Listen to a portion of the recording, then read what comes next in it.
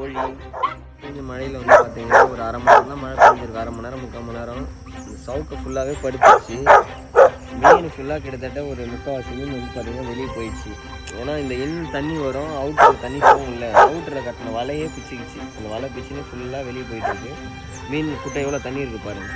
தண்ணி இருக்குது பாட்டு வரும்.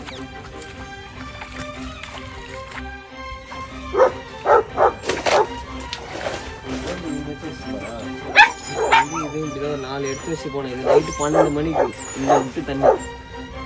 நாய்க்குட்டி இருந்துச்சு, நாய்க்குட்டி ஃபுல்லாகவே ஒரு நாய்க்குட்டியே ஒரு நாய்க்குட்டி ஃபுல்லாகவே தண்ணி அந்த ரூமில் இருக்குது.